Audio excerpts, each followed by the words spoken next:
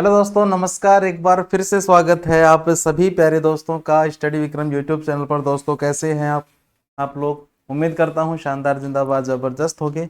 साथ ही आज की इस वीडियो में चर्चा करेंगे राजस्थान नगर पालिका सफाई कर्मचारी की एक और लेटेस्ट अपडेट के बारे में। अपडेट क्या है, आप लोगों के कुछ सवाल हैं।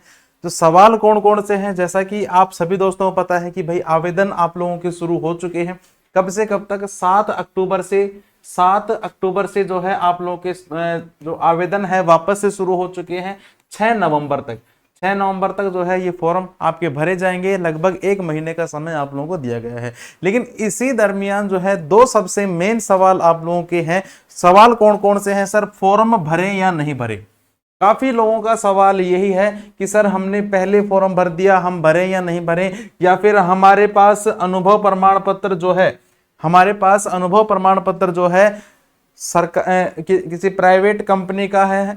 हमने किसी भी नगरीय निकाय में काम नहीं किया है, हमने तो कंपनियों में काम किया है, किसी प्राइवेट संस्थाओं में काम किया है, तो हम फॉर्म भरें या नहीं भरें, सबसे मेन सवाल है। इसके अलावा प्राइवेट अनुभव प्रमाण पत्र वाले क्या करें? ये जो 2 सवाल हैं सबसे ज्यादा मेन है, जो आप लोग बार बार पूछ रहे हैं। इस वीडियो में आपको सटीक जानकारी मिलेगी कि आप लोगों को क्या करना है, फॉर्म भरना है या नहीं भरना है। आप लोग अगर चैनल पर पहली बार विजिट कर रहे हैं तो साइड में जो सब्सक्राइब का निशान दिया गया है, एक बार उसे जरूर से दबा लीजिएगा, ताकि प्रत्येक वीडियो का नोटिफिकेशन आप सभी दोस्तों तक पहुंचता रहे।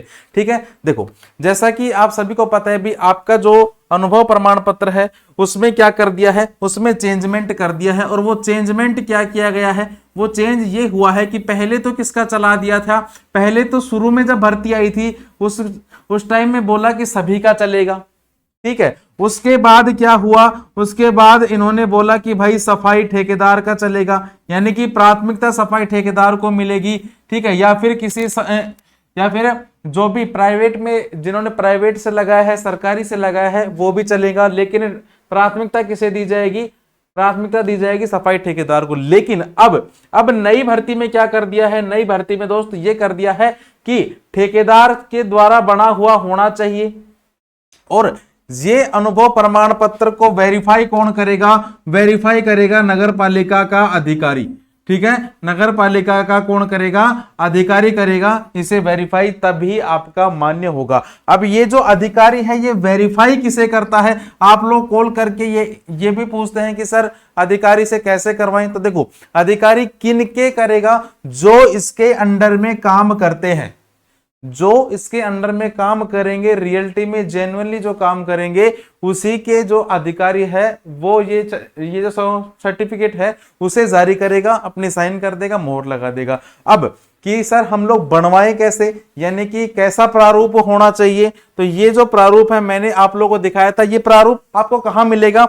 ये प्रारूप आप लोगों को टेलीग्राम चैनल पर मिलेगा। आप लोग डायरेक्ट सर्च करिएगा स्टडी विक्रम। ठीक है, जैसे ही आप लोग चैनल को सर्च करेंगे, यहां पर थोड़ा सा आप लोग ऊपर आइएगा, है ना, ये चलिएगा, स्क्रॉल करते रहिएगा। थोड़ा सा ऊपर आप लोग जैसे आएंगे, यहां पर देखिएगा एक्सपीरियंस ड्राफ्ट पीडीएफ। ठीक है, इसको डाउनलोड कर लीजिएगा, ये ओपन हो जाएगी। अनुभव प्रमाण पत्र का क्या है? ये एक प्रारूप है। ये केवल एक प्रारूप है, बाकी अलग अलग ठेकेदारों का जो है अलग अलग खुद का भी प्रारूप हो सकता है। बाकी ये क्या है? ये एक जो ऑफिशियल जो प्रारूप है कि आप लोग ऐसा भी बनवा सकते हैं, या फिर आपके पास कैसा भी हो वो भी चल जाएगा। लेकिन यहां पर जो साइन है ठेकेदार के होने चाहिए। और ठेकेदार के बाद किसके होने चाहिए? ठेकेदार के बाद होने चाहिए अधिकारी के। जो नगर पालिका का जो अधिकारी होता है उसके यहाँ पर जो साइन और सील होनी चाहिए, वो उसे वेरीफाई करके देगा। ये जो अनुभव प्रमाण पत्र है मैंने आपको पहले भी दिखाया था। ठीक है भाई, ज्यादा कोई वो नहीं है, आप लोग इसे देख लीजिएगा कि कैसे कैसे बनेगा। यहाँ पर आपका नाम वाम, पुत्र पुत्री, पति, ठीक है, जाति लिखनी है, निवासी लिखना है कि कार्यांतर्गत सफाई का कार्य दिनांक इतने तारीख से इतने तारीख तक किया गया। जारीकर्ता के हस्ताक्षर मोहर लग जाएंगे। ठीक है, जारीकर्ता यानी कि जिसने जारी किया है, आपका जो ठेकेदार है उसके यहाँ पर होंगे। फिर वो शपथ पत्र, ये जो शपथ पत्र है वो जारी करेगा। उसके बाद देखो प्रमाणीकरण। ठीक है, यहां पर नीचे देखिएगा प्रमाणीकरण, यानी कि निकाय द्वारा घोषणा कि प्रमाणित किया जाता है कि उपरोक्त तथ्यों का मिलान कार्यालय में उपलब्ध दस्तावेजों से कर लिया गया है, वर्णित समस्त तथ्य सही है और ये मुख्य नगरपालिका अधिकारी, ठीक है, जहां पर लग जाएगी क्या, उसकी मोहर। तो ये चीज आप लोग जो है बनवा सकते हैं। बाकी बनेगी किसकी, जिन्होंने जेन्युइनली काम किया है, रियलिटी में काम किया है, उन्हीं की बनेगी, बाकी फर्जी ये चीज किसी की भी नहीं बनेगी। अब मेन सवाल ये आता है कि सर हमने तो लास्ट जो फॉर्म भरा था, हमने किसी प्राइवेट संस्था में काम किया था, हमने तो वहां से लगा दिया, अब हम लोग क्या करें।